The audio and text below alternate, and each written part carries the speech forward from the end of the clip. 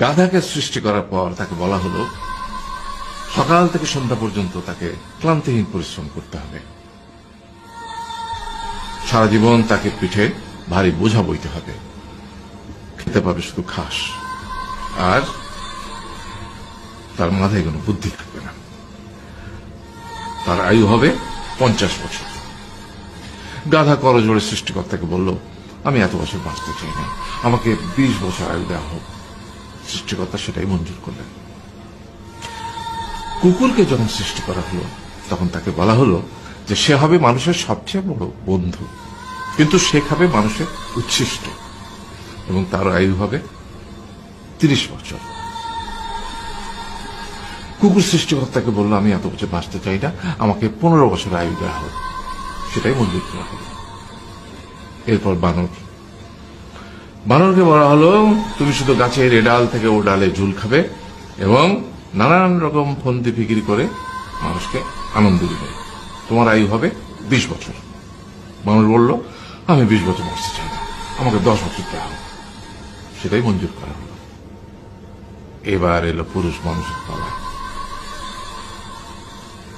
তাকে বলা হলো যে তুমি হলে প্রাণীগুলোর মধ্যে সবচেয়ে বিচক্ষণ এবং বুদ্ধিমান, সেই জন্য তোমাকে প্রাণীদের শিরোমণি করা হলো এবং তোমার আয়ু হবে 20 বছর। তখন পুরুষ মানুষ বলল, করজোড়ে বলল সৃষ্টিকর্তাকে যে 20 বছর আয়ু অত্যন্ত কম, হে প্রভু, আমাকে ওই গাধার সে যে 30 বছর আয়ু চায়নি সেটা আমাকে দেয়া হোক, ওই যে কুকুর 15 বছর ফিরিয়ে দিয়েছিল সেটাও আমাকে দেয়া হোক, আর যে বানর 10 বছর নেয়নি সেটাও আমাকে দেয়া হোক। 20 বছর অত্যন্ত কম, আমি দীর্ঘদিন বাঁচতে চাই। সৃষ্টিকর্তা সেটাও মঞ্জুর করলেন। তারপর কি হলো? সেই থেকে ছেলেরা পুরুষ মানুষ হিসেবে বাঁচে 20 বছর, তারপরের 30 বছর সংসারের বোঝা পিঠে করে বয়ে বেড়ায়, সেটা কার মতো? গাধার মতো।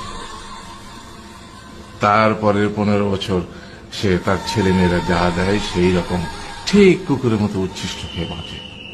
আর তারপরে বৃদ্ধ বয়সে ঠিক বানরের মতো, যেমন গাছের এডাল থেকে ওডাল ঝুল খায় বানর, তেমনি এই ছেলের বাড়ি থেকে ওই ছেলের বাড়ি, আর নানান রকম ফন্দি ফিকির করে তার নাতি নাতনিদের আনন্দ দেওয়ার চেষ্টা করে।